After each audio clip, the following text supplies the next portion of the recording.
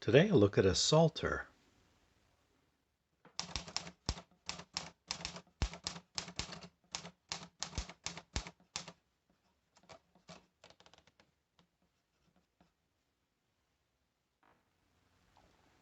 Hello, everyone. We are looking today at a book that was sent to me by my pop, who I believe found it at a flea market or thrift shop or some such. And he has apparently as much good luck at finding these interesting books as Mrs. Moving About in terms of finding interesting things at thrift shops, etc. He sent this to me with a few other items, but this one really stood out to me. It is a hardcover book, Psalms of David with Illuminations by James S. Freemantle.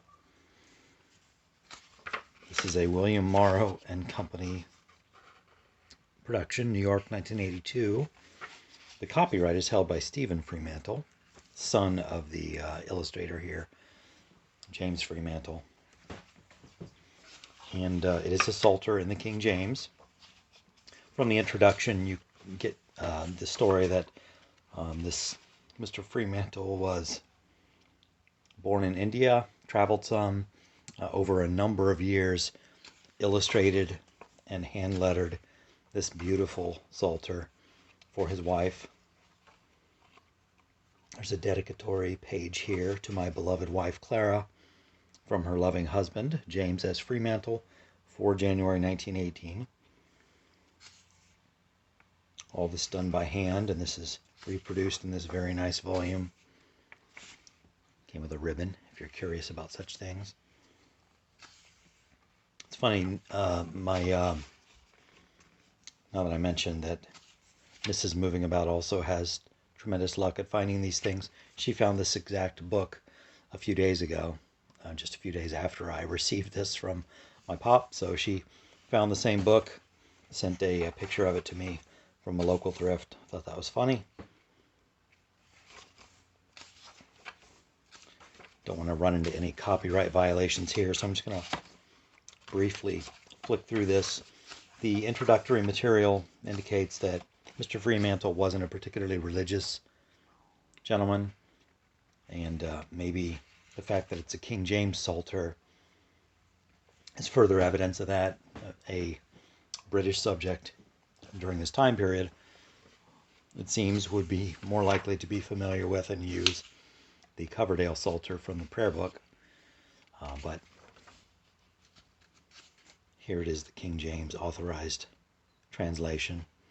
So as I read through it, it sounds a little odd to me, now that I'm used to reading the Psalms, at least in the Coverdale. So he was painting a lot of these things from images, places that he experienced in India and his further travels, but some illustrations. He, I don't know that he traveled to the Holy Land, so some of those he would have taken, I assume, from other descriptions or photographs he was seeing.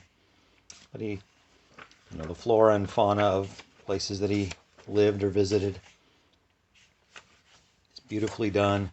There's some biographical information that kind of indicates that at various times of his life he had to set it aside and didn't work on it as much. And these are periods where there's mostly lettering and no illuminations, no illustrations painted.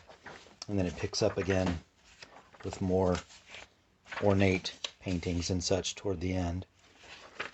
Just absolutely beautiful. Just a tremendous life's work here.